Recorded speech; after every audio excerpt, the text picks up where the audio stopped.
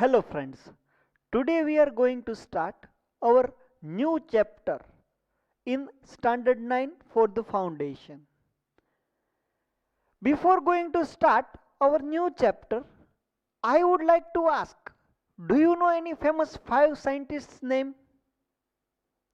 See, most probably your answer is yes, and if I ask what are the names of that scientist, it may be like, sir, the first is Isaac Newton, another one is Jagdish Chandra Bose, the third one is Newton, fourth is Marie Curie. These 4 5 names you can easily give me. But the famous scientist is Newton. See, ये 4 5 scientist ऐसे हैं जिन्होंने बहुत सारे invention किए हुए हैं, जिसके नाम कभी भी आपको मालूम रहते हैं. वही सारे साइंटिस्ट में से आज जो मैं जिसकी बात करने जा रहा हूं वो है Newton. Do you know which invention did Newton did? Newton ने अपने कार्यकाल के दौरान क्या किया था? अगर मैं ये पूछूं तो कोई ये बोलेगा कि न्यूटन ने अपने 3 लॉज दिए थे. Hello, mother in law, father in law, son in law. ऐसे लॉ नहीं भैया. न्यूटन का पहला नियम, न्यूटन का दूसरा नियम, न्यूटन का तीसरा नियम, ऐसे 3 लॉज बनाए थे न्यूटन ने अपने. कोई ये बोलेगा कि सर वो एप्पल वाली स्टोरी है ना, कि एप्पल, वो पेड़, एप्पल के पेड़ में से एप्पल नीचे ही क्यों गिरा, वो ऊपर क्यों नहीं आया? उसके बाद उन्होंने ग्रेविटेशनल फोर्स के बारे में बहुत कुछ जानकारियां दी थी. तो यस, यही जो चीज है ना, ग्रेविटेशन, उसी के बारे में अपना ये नया चैप्टर है, chapter number 4. The name of the chapter is gravitation. Standard 9 lecture 1 in chapter number 4. Name of the chapter is gravitation. तो हमको आधी थोड़ी स्टोरी तो मालूम है कि भाई ग्रेविटेशन फोर्स डिस्कवर कैसे हुआ. तो आप ये बोल सकते हैं कि न्यूटन अब पेड़ के नीचे बैठा था, वहां से एप्पल नीचे गिरा, तो न्यूटन को ख्याल आया कि भाई एप्पल नीचे ही क्यों गिरा, ये ऊपर क्यों नहीं गया. फिर ऐसे बहुत सारे एक्सपेरिमेंट किए होंगे उन्होंने. फिर उसको पता चला होगा कि अर्थ के पास ऐसा कुछ है जो वो सारी चीजों को अपनी ओर अट्रैक्ट करता है. हेलो. तो बाद में ये पता चला कि अर्थ के पास ऐसा कोई फोर्स रिस्पॉन्सिबल है जिसकी बदौलत सारी की सारी चीजें अर्थ के पास आ रही है. फिर साथ साथ में ये भी सारे चीजों का डिस्कवर हुआ कि जैसे कि भी सन है तो सन के आसपास में अर्थ रोटेट होती है. मून है तो वो मून अर्थ के आसपास में रोटेट होता है. तो ये सारी चीजों के बाद न्यूटन ने ये डिसीजन लिया कि सिर्फ अर्थ के पास ऐसा फोर्स रिस्पॉन्सिबल नहीं है. यूनिवर्स के अंदर का हर ऑब्जेक्ट दूसरे ऑब्जेक्ट को अपनी ओर खींचता है. सन है वो अर्थ को अपनी ओर रोटेट करता है. तो कैसे, कौन सा फोर्स रिस्पॉन्सिबल है? ग्रेविटेशनल फोर्स ही रिस्पॉन्सिबल है.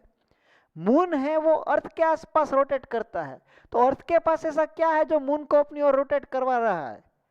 वो है ग्रेविटेशनल फोर्स.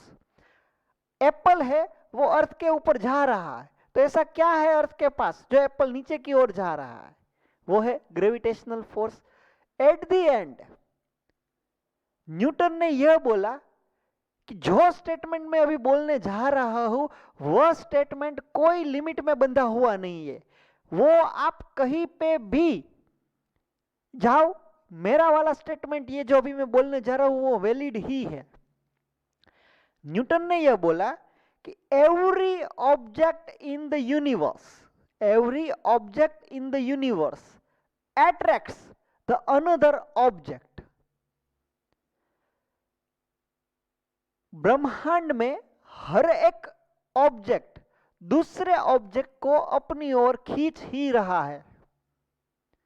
मतलब कि मैं यहां खड़ा हूं, मेरे पीछे बोर्ड है, तो मैं बोर्ड को अपनी ओर खींच रहा हूं, बोर्ड है वो मेरे को अपनी ओर खींच रहा है. आप दो लोग साथ में स्टडी कर रहे हो, बाजू बाजू में बैठे हो, तो आप दोनों लोग भी एक दूसरे को अपनी ओर खींच रहे हो। तो आपको लगेगा कि सर अगर बोर्ड मुझे खींच रहा है, ये तो मैं बोर्ड को खींच रहा हूं, तो बोर्ड मेरे साथ अटैच क्यों नहीं हो जाता है? या तो हम दोनों स्टूडेंट बाजू बाजू में बैठे हुए हैं, अगर आप बोल रहे हैं अगर न्यूटन का नियम सही है कि ब्रह्मांड के अंदर के हर एक दो ऑब्जेक्ट एक दूसरे को अपनी ओर खींचते, तो हम दोनों दोस्तार, हम दोनों भाईबंद एक दूसरे के साथ अटैच क्यों नहीं हो जाते? हम दोनों एक दूसरे के साथ ज्वाइंट क्यों नहीं हो जाते? वो इसीलिए ज्वाइंट नहीं होते हैं क्योंकि वो फोर्स की वैल्यू बहुत ही मिनिमम है, बहुत एक्सट्रीमली स्मॉल वैल्यू है वो। इसीलिए आप दोनों स्टूडेंट्स एक दूसरे के साथ चिपक नहीं जाते। बोर्ड मेरे से नहीं चिपक रहा है, मैं बोर्ड से नहीं चिपक रहा हूं, क्योंकि हम दोनों के बीच में जो फोर्स लग रहा है ना, वह फोर्स का वैल्यू बहुत ही छोटा है। पर एप्पल अर्थ के ऊपर जा रहा है, तो वो फोर्स का वैल्यू बड़ा होना चाहिए, तो ही जा रहा होगा। ऐसे बहुत सारी रसप्रद बातें इस चैप्टर के दौरान हम करने वाले हैं। पहली तो ये कि आप दोनों स्टूडेंट्स एक दूसरे के साथ चिपक क्यों नहीं रहे हैं? एप्पल है, वह अर्थ के ऊपर जा रहा है, अर्थ एप्पल के पास नहीं आ रही है, ऐसा क्यों? जो स्टेटमेंट दिया है वह स्टेटमेंट कब तक वैलिड है? ये सारी चीजें इस चैप्टर के दौरान हम लोग करने वाले हैं। न्यूटन ने यह स्टेटमेंट दिया था कि the gravitational force between two object is directly proportional to the product of the masses of the two object, and it is inversely proportional to the square of the distance between them. This is the this is the statement of Newton's gravitational force, and the direction of force is in the direction of line joining the two objects. Right? One by one we are looking at the theory which is given in your module. Let's see. First of all, introduction is there. Any two objects in the universe attracts each other. This property is known as gravitation, and the force responsible for this is gravitational force. इस universe के हर दो object एक दूसरे को अपनी ओर खींच ही रहे हैं, ये प्रॉपर्टी को आप ग्रेविटेशन बोलते हैं। जरूरी नहीं है कि अर्थ के पास जो खींच रहा, मतलब अर्थ जिस जिस को खींच रही है वही ग्रेविटेशन है, ये बात रॉन्ग है। हर एक ऑब्जेक्ट एक दूसरे को खींच रहे हैं, वो भी ग्रेविटेशन ही है। The universal law of gravitation, the magnitude and the direction of the gravitational force between the two particles are given by the universal law of gravitation, which was formulated by Newton. The statement is like this: gravitational force of attraction between any two particles is directly proportional to the product of the masses of the particle and inversely proportional to the square of the distance between the particles.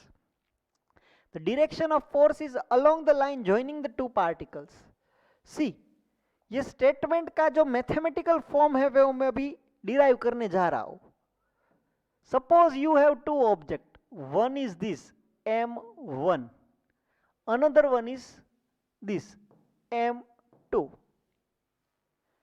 According to Newton's gravitational law, every object in the universe attracts each other.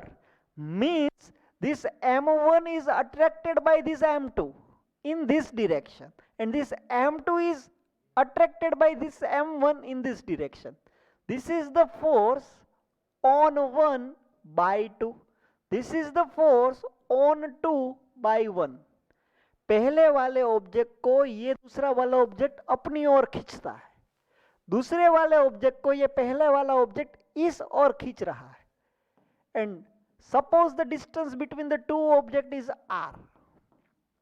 So according to the Newton's gravitational law, you can say that the force is directly proportional to the product of the masses of the two objects, and the force is inversely proportional to the square of the distance between the two, and the direction of the force is along the line joining between the two objects.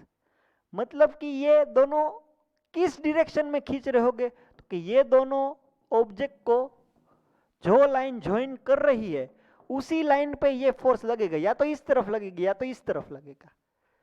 So this is the mathematical representation of Newton's law. By using this, I can write F is proportional to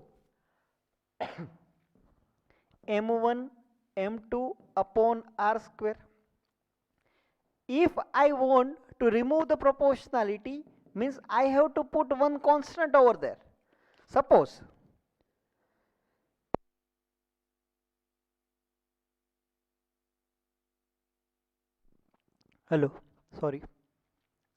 suppose that constant is gravitational constant. So F is equal to G m1 m2 upon r square, where this G is proportionality constant and the value of G is given by 6.67 into 10 raised to minus 11. Unit of G is Newton meter square per kilogram square. Why? Suppose you subject the G, then F r square upon m1 m2, F is measured in Newton, r square is measured in meter square, kilogram means kilogram square. So this is the value of G, and this value is given by Cavendish. This value is given by Cavendish, not Newton. When Newton was died, then after Cavendish said that this is the value of G. So this is the mathematical representation of gravitational law. This is the statement. Here they are deriving the formula. F is equal to G m1 m2 upon r square.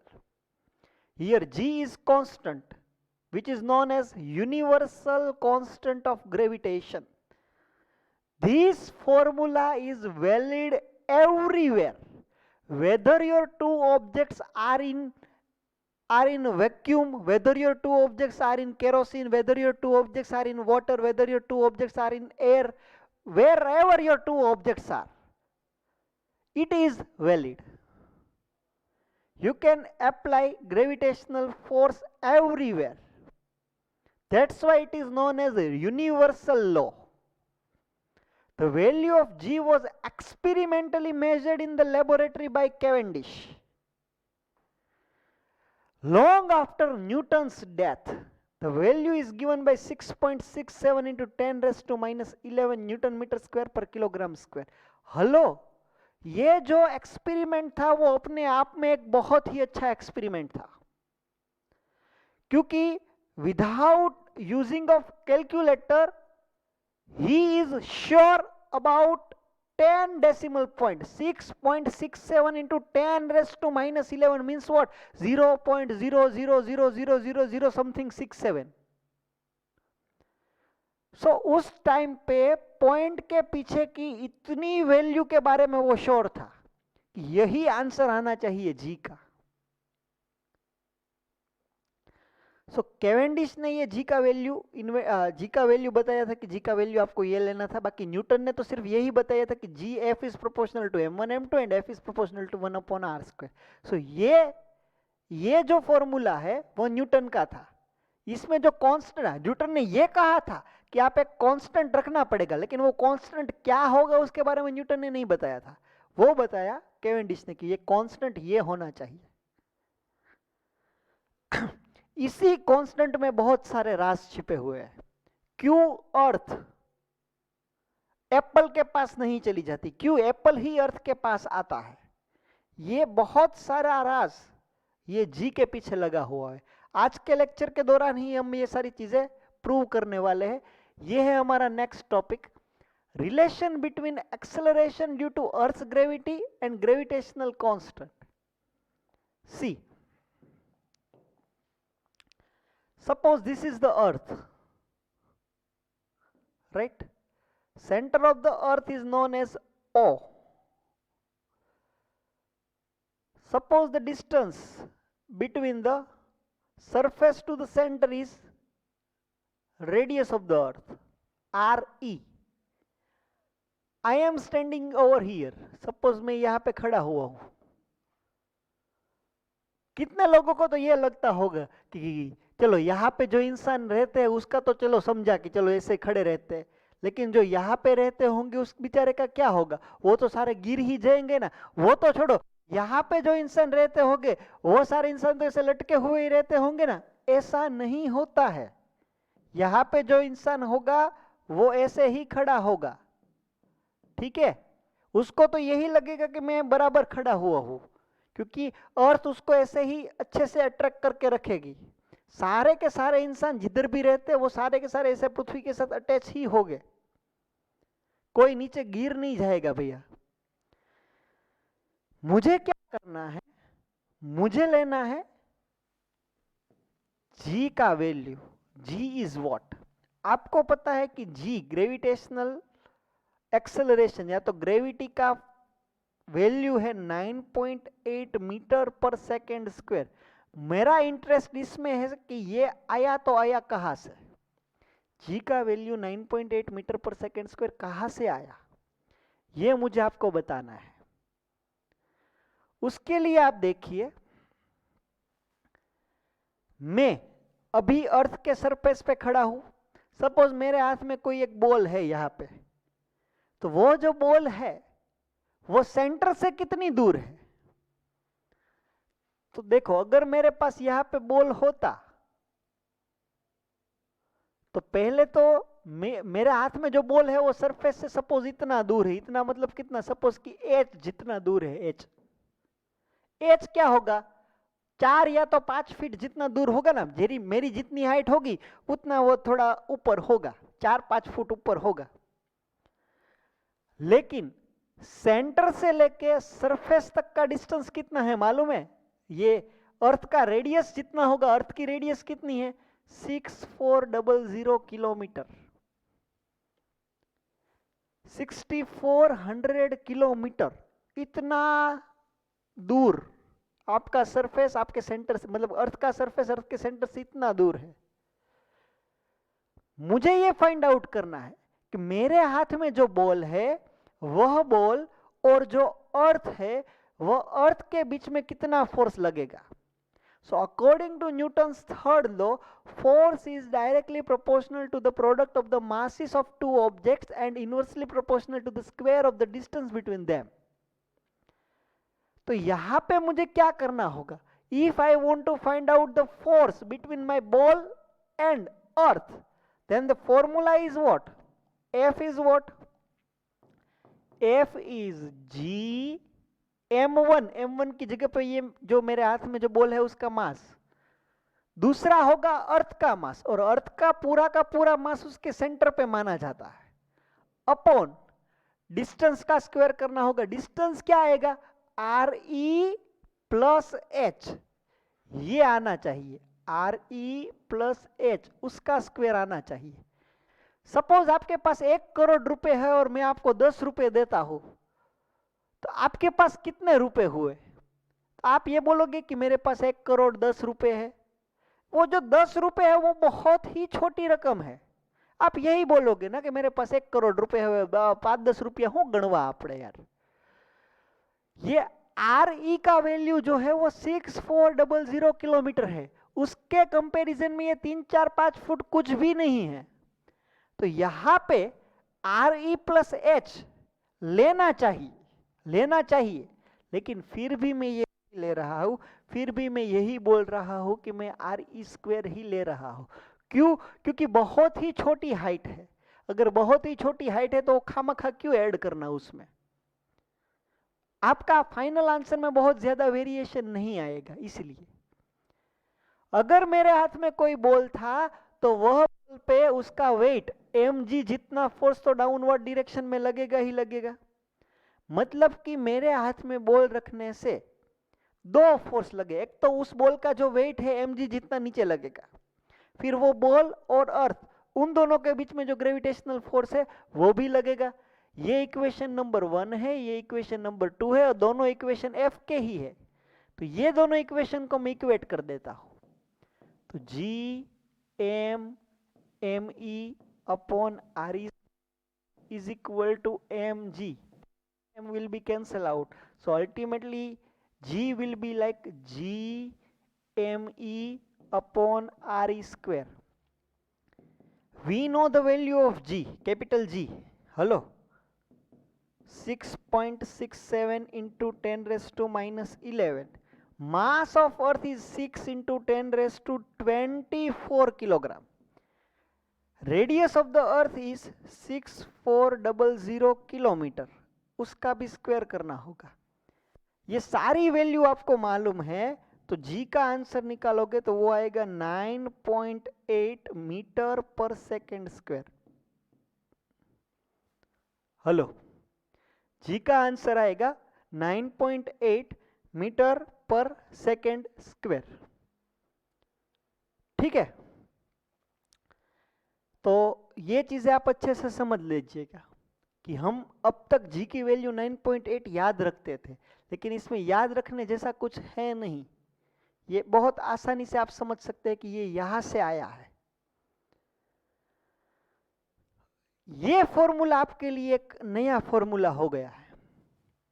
कभी कभार हम density को क्या बोलते हैं? Density को तो ऐसे बोलते हैं ना, मास अपॉन वॉल्यूम। यहां से मैं मास को सब्जेक्ट करूं तो मास क्या आएगा? Density into volume. अगर आपका ऑब्जेक्ट स्फेरिकल है तो स्फेरिकल का वॉल्यूम क्या होगा? 4/3 पाई आर क्यूब। आप 9th में हो तो आपको सरफेस एरिया एंड वॉल्यूम का चैप्टर मैथ्स के अंदर आता है। अगर उसमें नहीं आया तो 10th में तो पक्का आता है कि स्फेरिकल ऑब्जेक्ट का वॉल्यूम क्या होगा? 4/3 pi r cube. Suppose density is rho and volume for spherical shape is 4/3 pi r cube. तो यही फॉर्मूला में से मैं कैपिटल जी को जी रहने देता हूं, लेकिन अर्थ के मास को मैं ऐसे लिखता हूं, अर्थ की डेंसिटी इंटू अर्थ का volume 4/3 pi R E cube ऐसे लिखता हूं, अपॉन आर ई स्क्वायर लिखता हूं। तो जी का दूसरा फॉर्मूला क्या बना? 4/3 पाई जी रो आर ई, ये दूसरा फॉर्मूला बना। हेलो, अल्टीमेटली आपके पास 3 फॉर्मूला आए।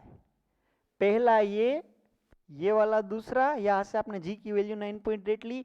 कभी कभार डेंसिटी की बात करेंगे तो आपको ये फॉर्मूला यूज करना चाहिए। तो ऐसे 3 फॉर्मूला आपके पास आए हैं। Theory portion is over. अभी जो कुछ भी मैं सिखाने वाला हूं वो सारी एप्लीकेशन ही होगी। एप्लीकेशन के साथ साथ मैं आपको बाकी सारी इंटरेस्टिंग बातें हैं वो भी बताता जाऊंगा, लेकिन पहले इतना आप अच्छे से समझ लीजिए कि हुआ क्या। न्यूटन ने अपने लॉ के अंदर बताया कि ब्रह्मांड का हर दूसरा ऑब्जेक्ट एक दूसरे को अपनी ओर खींच ही रहा है। जो भी फोर्स लग रहा है उसको आप ग्रेविटेशनल फोर्स बोलते हैं, और वो ग्रेविटेशनल फोर्स मास के प्रोडक्ट के प्रोपोर्शन में है, उन दोनों के बीच के डिस्टेंस के स्क्वायर के इनवर्स में है। यहां से आपने ये फॉर्मूला बनाया जिसमें जी की वैल्यू कैवेंडिश ने दी, और फिर F is equal to m G और F is equal to G m1 m2 upon r square से आपने ये जी का वैल्यू निकाला। यहां से आपने जी की वैल्यू 9.8 मतलब ग्रेविटेशनल एक्सेलरेशन की वैल्यू 9.8 बोली, और साथ साथ में ये फॉर्मूला भी आपने डिराइव किया। इतनी बातें आप अच्छे से समझ में ला दीजिए पहले तो कि हुआ क्या है अब तक। दूसरा चीज, ये जो लॉ है ना वो यूनिवर्सल लॉ है। कभी भी कोई भी दो ऑब्जेक्ट किसी भी सिचुएशन में हो गई, ये लॉ तो लगने वाला है मतलब लगने वाला ही है। अगर आपके ऑब्जेक्ट के पास मास है, अगर मास है तो फिर ये लॉ लगेगा मतलब लगेगा ही लगेगा। तो यहां पे वही सारी चीजें बताई गई है कि F is equal to G M E M upon R E square, where R E is the radius of the earth. फिर F is equal to m g, इन दोनों को इक्वेट किया, जी का ये फॉर्मूला है, साथ साथ में जी का ये फॉर्मूला भी आया। क्वेश्चन देखिए, two particles kept at a separation r, the gravitational force between them is proportional to 1 upon r square. Hello, F is equal to G m1 m2 upon r square. They are not saying that F is inversely proportional to what? They are saying that F is proportional to what? F is proportional to 1 upon r square. F is inversely proportional to r square, ऐसा भी बोल सकते हैं। या तो proportional है तो आपको ये लिखना पड़ेगा कि 1 अपॉन आर स्क्वायर के प्रोपोर्शन में और आर स्क्वायर के इनवर्स प्रोपोर्शन में। तो यहाँ पे आपको गलती से भी ये मत लिख देना कि आर स्क्वायर के प्रोपोर्शन में, ये गलत हो जाएगा, ये सही आएगा 1 अपॉन आर स्क्वायर के प्रोपोर्शन में। Look at this, the equation F is equal to G m1 m2 upon r square is valid for, कोई भी बॉडी हो चलता है, लेकिन स्पेशली बात करें ना तो ये लॉ सिर्फ स्फेरिकल बॉडी के लिए ही वैलिड है,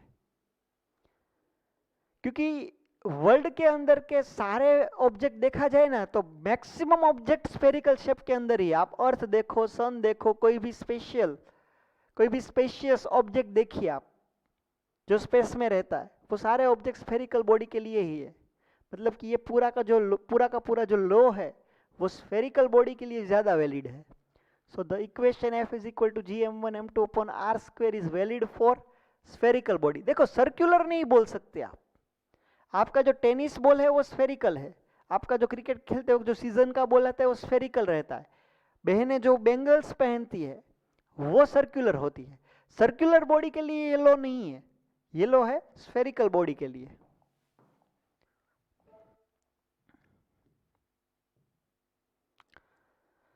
The force of gravitation between the two bodies of masses 1 kilogram each kept at a distance 1 meter is what? बहुत ही बेसिक क्वेश्चन है, आपको फॉर्मूला मालूम है, F is equal to G m1 m2 upon r square. In place of G you can write 6.67 into 10 raised to minus 11. In place of masses, first body is having 1 kilogram mass, second body is having 1 kilogram mass. Distance between the two masses are 1 meter, उसका square. So ultimately ये सारा cancel हो जाएगा, आपका answer आएगा 6.67 into 10 raised to minus 11 Newton. So answer D is right answer. Hello, ultimately you just have to put the value of the data in your formula and you can get your answer easily. Newton's law of gravitation is valid everywhere, हर जगह पे। जरूरी नहीं कि वो अर्थ पे ही valid है, जरूरी नहीं कि वो मून पे ही वैलिड है या तो लेबोरेटरी में ही वैलिड है। जी का न्यूटन्स का जो लॉ है वो हर जगह पे वैलिड है। That's why this is the universal law.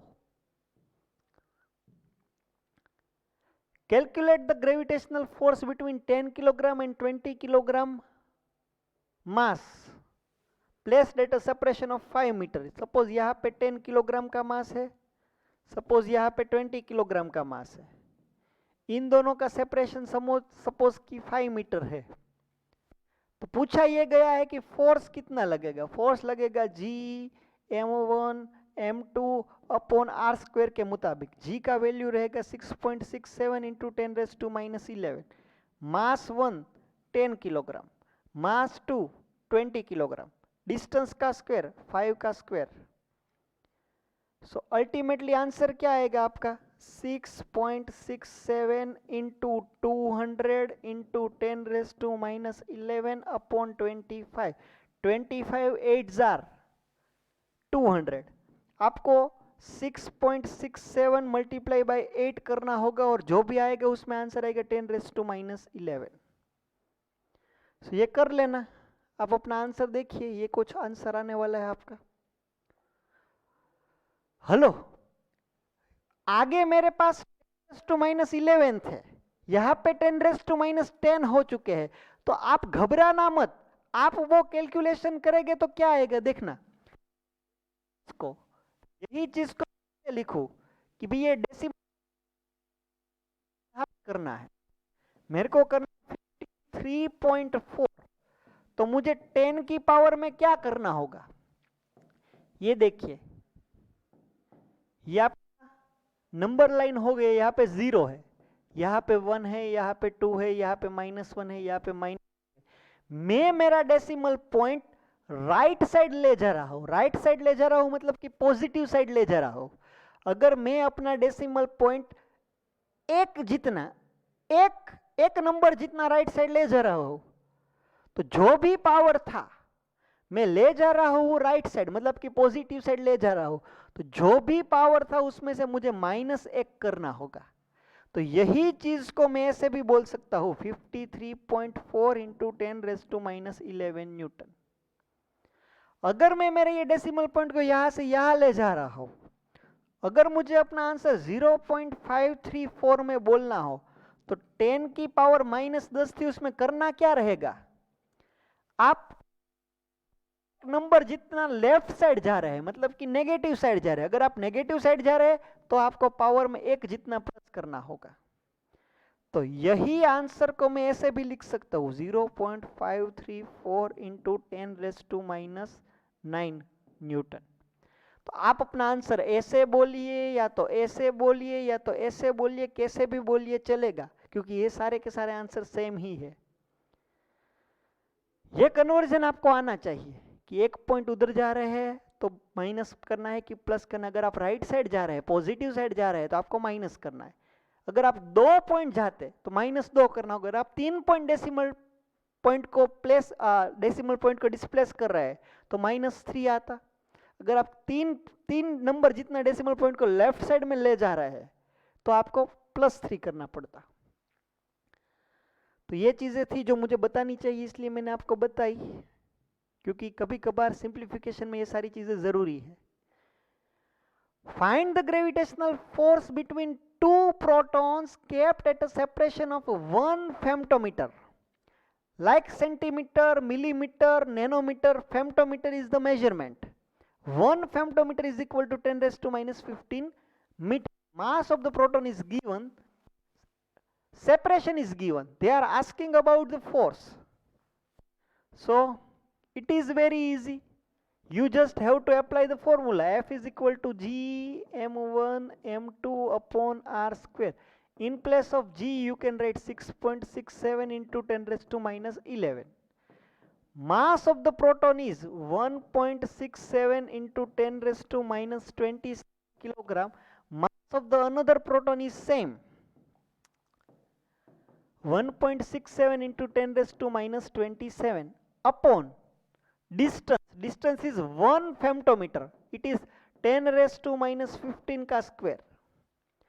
So ultimately you will have 6.67 into 1.67 into 1.67 into 10⁻⁻11 into 10⁻⁻27 into 10⁻⁻27 upon 10⁻⁻30.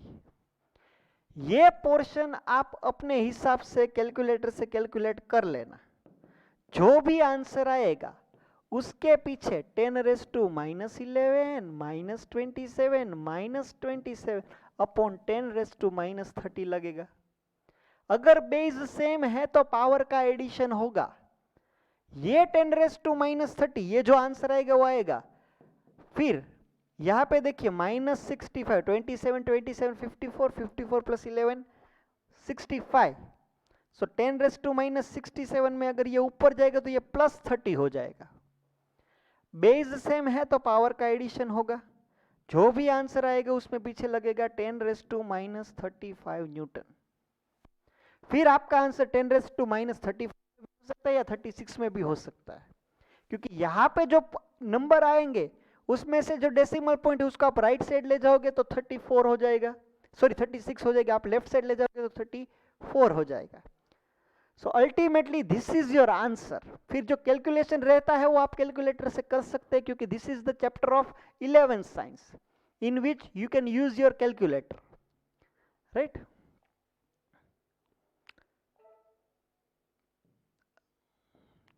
Answer लाना, देखो 10⁻⁻34 समथिंग कुछ आंसर आता है। तो आप ये मत सोचना कि सर करवा रहे थे तब -35 था, यहाँ पे तो -34 दिया। अरे आप अपना आंसर लिखो ना, फिर ऐसे फॉर्म में आंसर लाना, ऑटोमेटिकली वो पावर -34 हो जाएगा।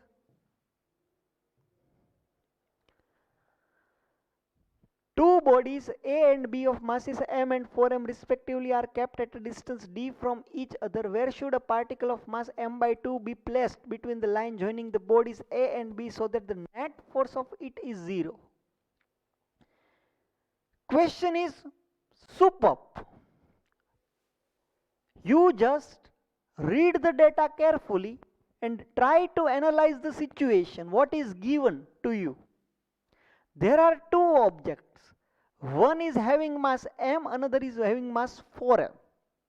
They both are at d distance apart.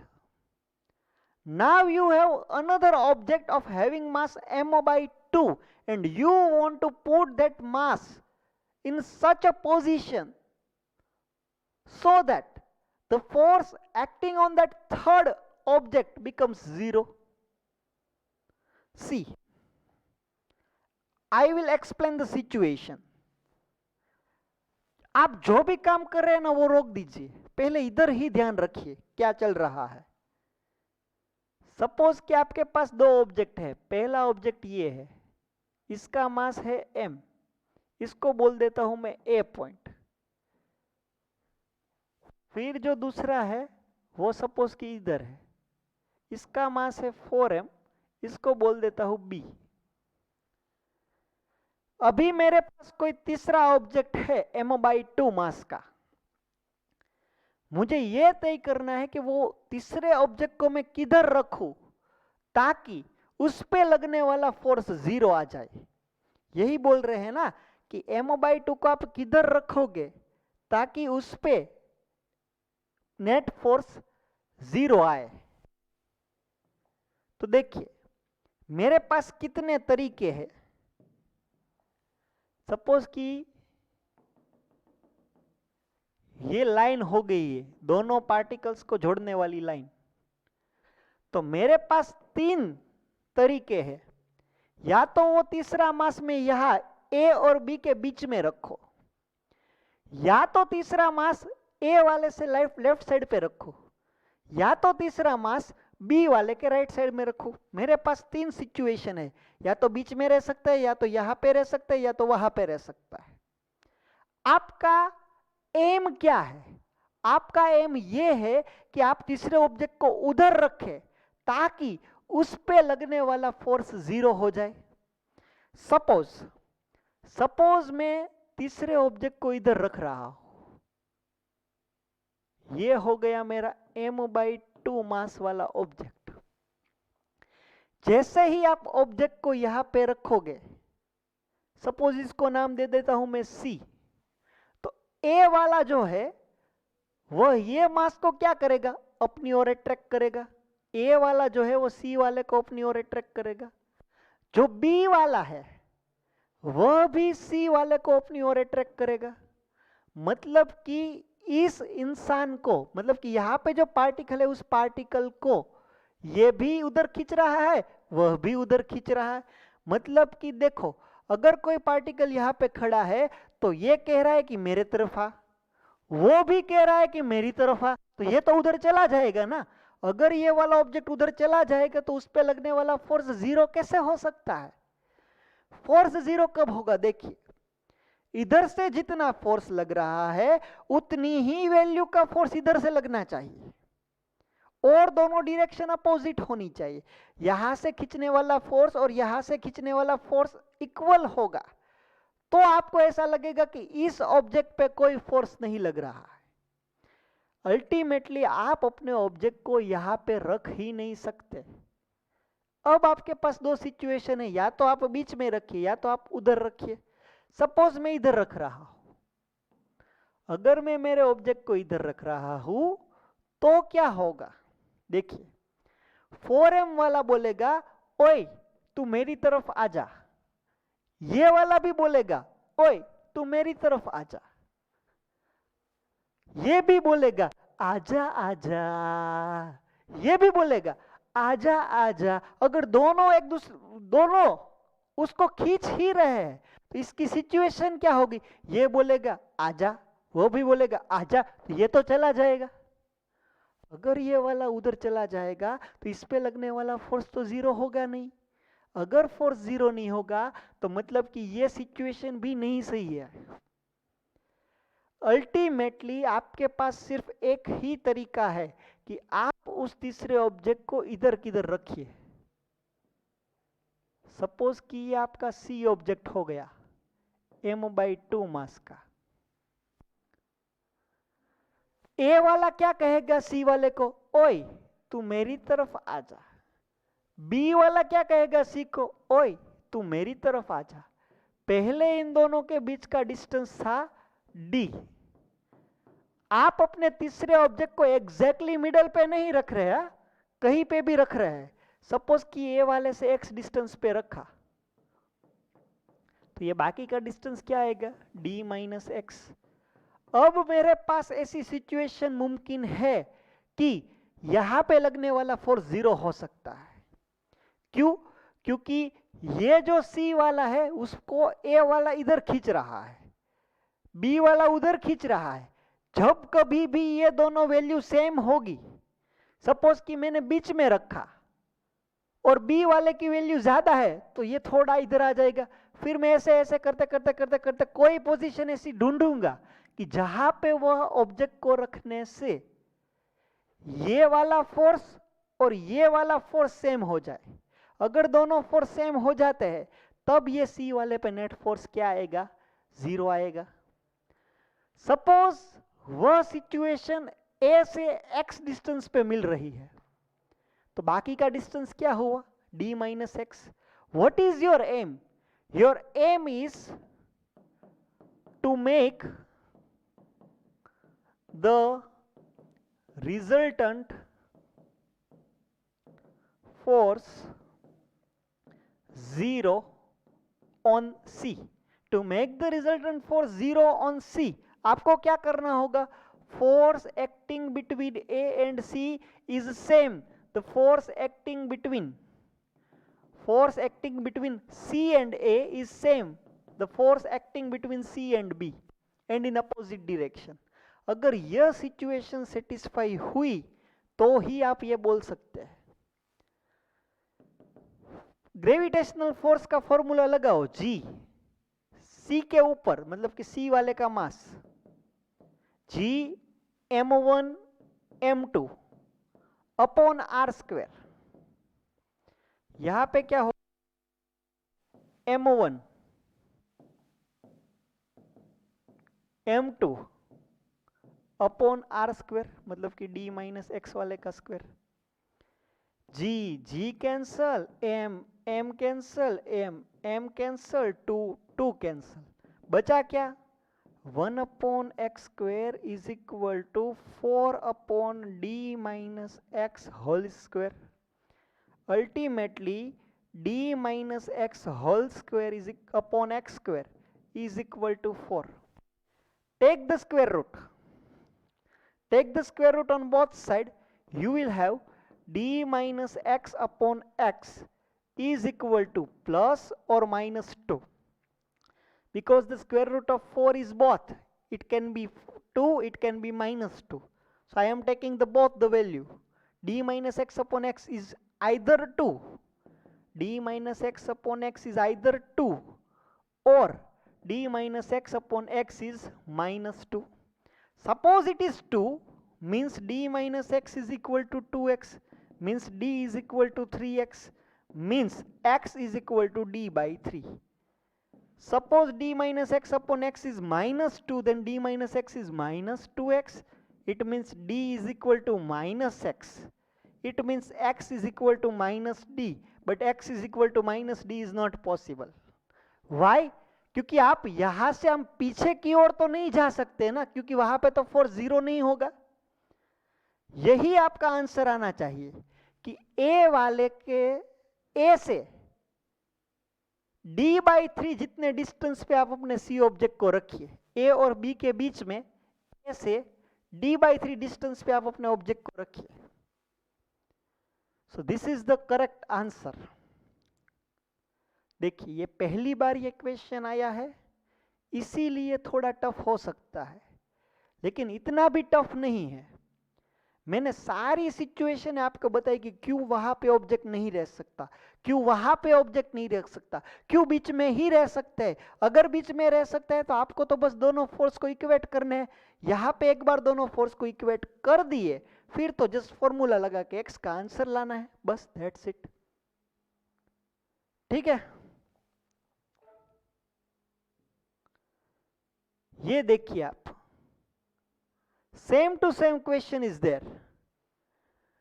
A particle of mass m1 is kept at x is equal to 0 and another particle of mass m2 kept at x is equal to d. When a third particle is kept at x is equal to d by 4, it experiences no net gravitational force. उस पे कोई force लग ही नहीं रहा है। ऐसा कब हो सकता है? जब बाकी दो से लगने वाले फोर्सेस इक्वल मैग्नीट्यूड के और अपोजिट डायरेक्शन के होंगे, तब ही ऐसा हो सकता है। आप सिचुएशन को एनालाइज करिए।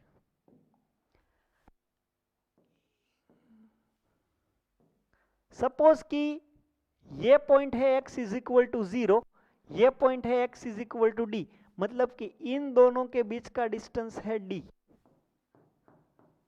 दोनों के मास दिए हुए, एक का मास है m1, दूसरे का मास है m2। इसका मास है m1, इस वाले का मास है m2। तीसरे मास को आपने d/4 डिस्टेंस पे रखा। सपोज कि यह मास लिया, इसकी वैल्यू ले ली m, और उसको आपने यहां से d/4 डिस्टेंस पे रखा।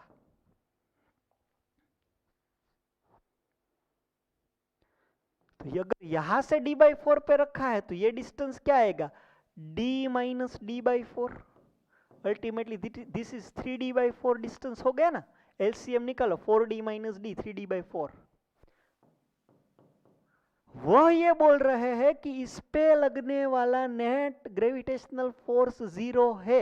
ये तब ही हो सकता है जब force acting on m by m1 is equal to force acting on m by m2। अगर ये दोनों का मैग्नीट्यूड सेम रहा और डायरेक्शन अपोजिट रही तो ही ऐसा हो सकता है। अल्टीमेटली आप फॉर्मूला लगाओ, g m m1 और इन दोनों के बीच के डिस्टेंस का स्क्वायर d/4 का square is equal to g m m2 upon इन दोनों के बीच का distance gm cancel, ultimately m1 upon d square by 16 is equal to m2 upon 9 d square divide by 16। d square by 16, d square by 16 cancel. आपको m1 upon m2 निकालना है कि m2 upon m1? आपको निकालना है m2 upon m1। So ultimately ये 9 ऊपर चला जाएगा। So m2 upon m1 this is equal to 9 upon 1। So m2 upon m1 is 9। This is your answer. Hello, इसके अंदर भी कोई ऐसी बहुत सारी रॉकेट साइंस वाली बातें नहीं है। जस्ट आपके पास एक फॉर्मूला है, वो फॉर्मूला लगाए और आप अपने आंसर तक पहुंच गए हैं। तो ये सॉल्यूशन किधर आप लिख लेना, अगर मॉड्यूल में नहीं समझ रहा है तो। ये क्वेश्चन भी सेम टू सेम है, ये मैं आपको होमवर्क में देता हूं। दो बॉडीज है ए और बी, दोनों के मास दिए है m और 2m। वो एक दूसरे से d डिस्टेंस अपार्ट है। Where should a small particle be placed so that the net gravitational force on it due to the bodies A and B is 0? तीसरे पार्टिकल को आप कहां पे रखोगे? बीच में ही रखोगे तो ही 0 होगा। फिर वो डिस्टेंस बताना है आपको कि वो कहां पे रखोगे, वो पोजीशन आपको बतानी है। ठीक है, अगर रूट में भी आंसर आता है तो आप घबराना मत, आप अपने हिसाब से कैलकुलेशन कर लेना, आपका आंसर सही ही आएगा क्योंकि आपको फॉर्मूला मालूम है। Two bodies of masses 1 kilogram and 2 kilogram respectively are placed at a separation of 1 meter. Find the acceleration of the bodies assuming that the gravitational force is the only force that is acting between that two bodies. Question अच्छे से समझिए। इस बार आपको gravitational force नहीं find out करना है, इस बार आपको एक्सेलरेशन फाइंड आउट करना है। Find the acceleration of the bodies. दो बॉडीज है 1 किलो की और 2 किलो की, और 1 मीटर दूरी पे रखा गया है। सपोज ये ऑब्जेक्ट है 1 किलोग्राम का, यहां से 1 मीटर दूर सपोज कि यहां पे दूसरा ऑब्जेक्ट है जिसका मास है 2 किलोग्राम।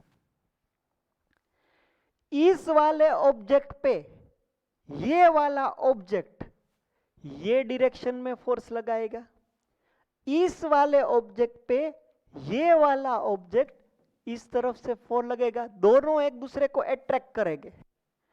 और according to Newton's third law ये दोनों फोर्स तो सेम ही होने वाले हैं। ये उसको जितने फोर्स से खींचेगा उतना ही फोर्स ये उसको खींचेगा। यहां पे जो फोर्स लग रहा है वह सिर्फ ग्रेविटेशनल फोर्स ही है, मतलब कि F की वैल्यू क्या है, G m1 m2 upon r square. Ultimately F is equal to 2G, ultimately F is equal to 2 into 6.67 into 10⁻⁻11। This is the force acting between this two bodies. आप ये भी बोल सकते हैं कि ये वाला उसको इतने फोर्स से खींच रहा है, आप ये भी बोल सकते हैं कि ये वाला उसको इतने फोर्स से खींच रहा है, लेकिन फोर्स कितना वो तो आपको कैलकुलेट ही नहीं करना है। आपको कैलकुलेट क्या करना है, आपको कैलकुलेट करना है एक्सेलरेशन ऑफ द फर्स्ट, आपको कैलकुलेट करना है acceleration of the second. We know the formula F is equal to ma, and from that Newton's second law you can give the formula of acceleration. Acceleration is what? Force upon mass. Acceleration is what? Force upon mass. Force तो same ही है, acceleration अलग अलग है। Force कितना है 2 into 6.67 into 10⁻⁻11 upon पहले वाले का मास है 1, तो पहले वाले का एक्सेलरेशन क्या आ गया 2 इंटू 6.67 इंटू 10⁻⁻11 मीटर पर सेकेंड स्क्वायर। दूसरे वाले का एक्सेलरेशन क्या आएगा, फोर्स है 2 इंटू 6.67 इंटू 10⁻⁻11 अपॉन दूसरे वाले का मास है 2 किलोग्राम, मतलब कि दूसरे वाले का एक्सेलरेशन आएगा 6.67 इंटू 10⁻⁻11 इतने मीटर पर सेकेंड स्क्वायर। ये डबल है, ये नॉर्मल 6.67 है, ये उनसे भी डबल है। ये आंसर आने के बाद मैं आपको समझा सकता हूं कि क्यों एप्पल ही अर्थ की ओर जा रहा है, क्यों अर्थ एप्पल से नहीं चिपक रही है। देखिए फोर्स सेम ही लग रहा है, अर्थ एप्पल पे जितना फोर्स लगाती है उतना ही फोर्स एप्पल अर्थ के ऊपर भी लगाता है। लेकिन आप एक्सेलरेशन सोचिए, अगर आप एक्सेलरेशन फाइंड आउट कर रहे हैं एप्पल का, तो क्या होगा, force upon mass of Apple आएगा। एप्पल का मास कितना आएगा, बहुत ही छोटा आएगा। अगर एप्पल का मास बहुत ही छोटा आ रहा है तो उसका एक्सेलरेशन बहुत बड़ा होगा। आप अर्थ का एक्सेलरेशन सोचिए, जो भी फोर्स आएगा उसमें नीचे होगा मास ऑफ अर्थ, और अर्थ का मास बहुत ज्यादा है 6 इंटू 10⁻24, मतलब कि आपका आंसर 0 पॉइंट समथिंग में आना है। अगर इतना आंसर आना है तो स्वाभाविक है कि एप्पल ही अर्थ की ओर पड़ेगा ना। अगर दो ऑब्जेक्ट एक दूसरे को अट्रैक्ट करते हैं तो फर्स्ट वाला जो एप्पल है वो तो बहुत स्पीड से नीचे की ओर जाएगा। ग्रेविटी में भी थोड़ा एक्सेलरेशन आएगा, लेकिन वो आप देख भी नहीं सकते उतना आएगा। सो अल्टीमेटली आपको ये लगेगा कि अर्थ एप्पल के पास नहीं जा रही है, एप्पल ही अर्थ के पास जा रहा है। यह फॉर्मूला से यही पता चला, इसका मास कम है, इसका मास ज्यादा है, तो ये वाला डबल एक्सेलरेशन से इधर जा रहा है, ये वाला उससे कम एक्सेलरेशन से इसकी ओर आ रहा है। ठीक है, तो ये नोटवर्दी पॉइंट्स है, आपको समझने के लिए ये सारी चीजें समझनी चाहिए, तो आप अपने फिजिक्स को ज्यादा इंटरेस्टिंग बना पाओगे।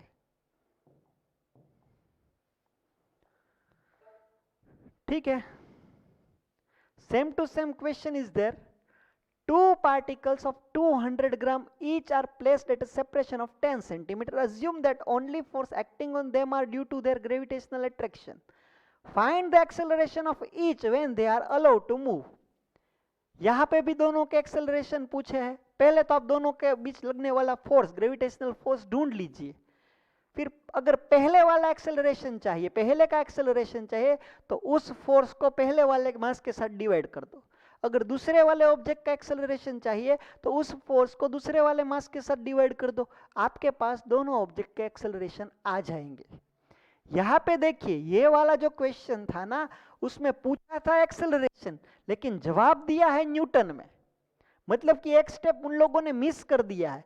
आगे उनको बोलना चाहिए, अगर आपको एक्सेलरेशन पहले का चाहिए तो ये जो फोर्स है, ये फोर्स को आप मास 1 के साथ डिवाइड कीजिए, और दूसरे वाले का एक्सेलरेशन चाहिए तो ये फोर्स को आप दूसरे वाले के मास के साथ डिवाइड कीजिए, तब जाके आपके आंसर आएंगे. ठीक है.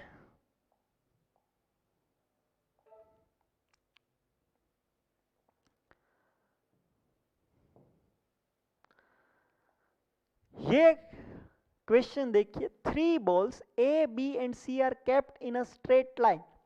The separation between A and C is 1 meter. The masses of A, B and C are 100, 200 and 300 gram respectively. Find the net gravitational force on A, find the net gravitational force on B, find the net gravitational force on C. तीनों के ऊपर कितने कितने force लग रहे हैं. ये D नहीं आना चाहिए, यहाँ पे भी C ही आना चाहिए, यहाँ पे C आना चाहिए, क्योंकि D तो पॉइंट किधर है ही नहीं. सिचुएशन अच्छे से समझिए पहले तो.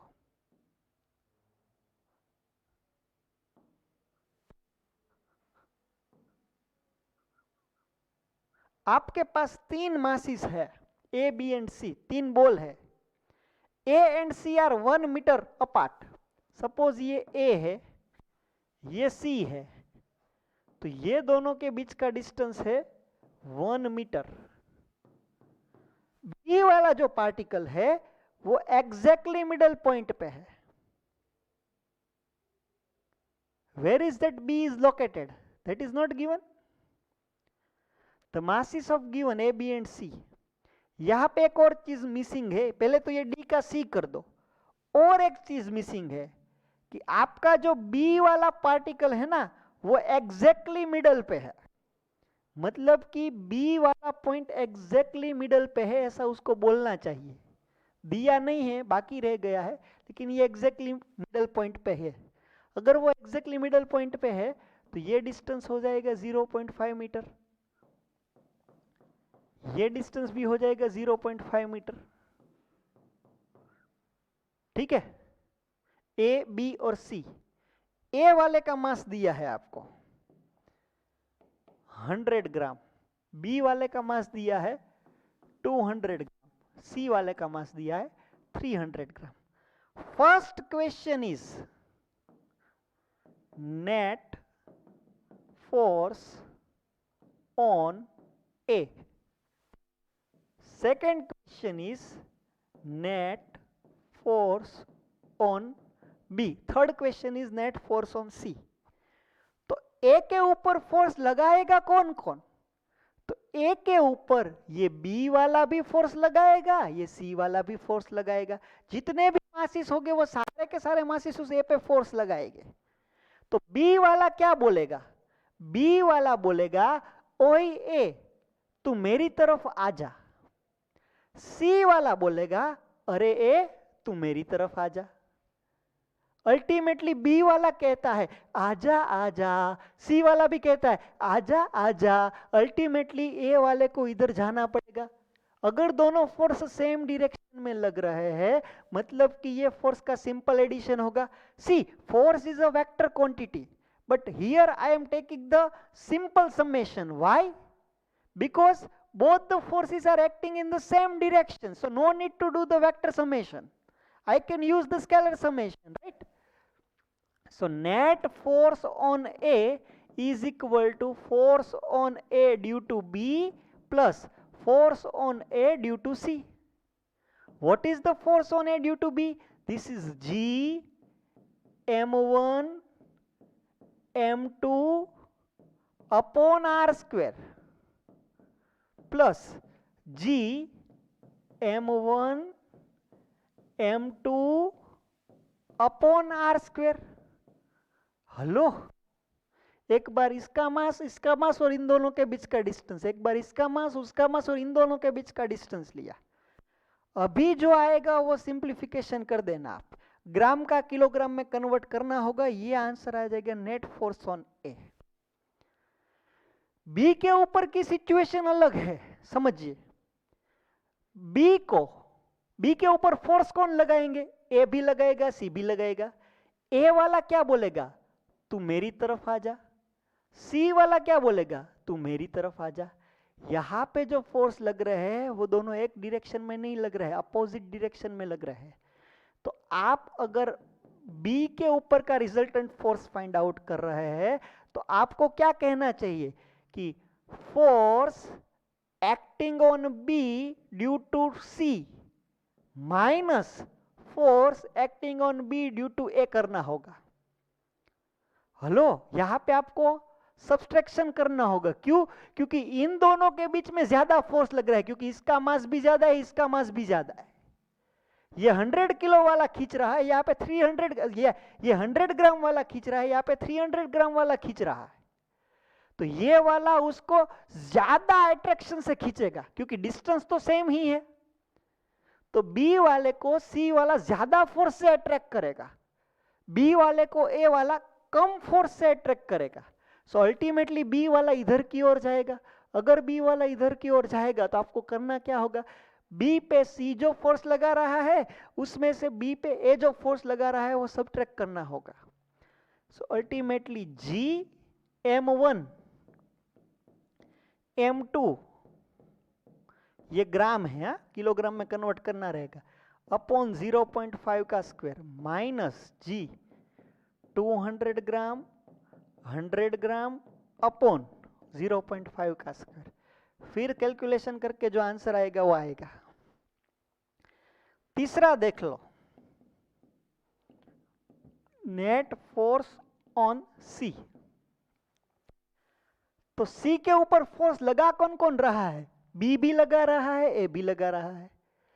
सी के ऊपर बी कहाँ फोर्स लगाएगा? बी बोलेगा अरे सी तू मेरी तरफ आ जा, ए बोलेगा अरे सी तू मेरी तरफ आ जा। Ultimately net force on C is what? Force on C by B plus force on C by A.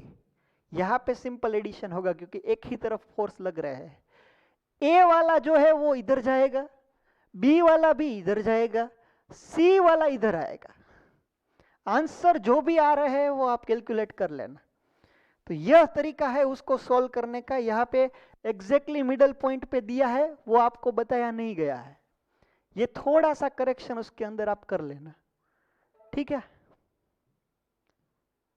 So that's it, ये सारे आपके आंसर आने हैं। ये होमवर्क आप लिख लीजिएगा। जो भी चीजें आज बताई गई है वो एक बार अच्छे से पहले तो समझना, बाद में सारे के सारे क्वेश्चन खुद ब खुद ट्राई करना, तब जाके ही आपको यह चैप्टर आसानी से समझ में आएगा। अल्टीमेटली एक ही formula F is equal to G m1 m2 upon r square का यूज करके हमने बहुत सारे क्वेश्चंस किए हैं। So we are stopping over here. That's it from today's lecture. जय हिंद, जय भारत, अस्तु, थैंक यू।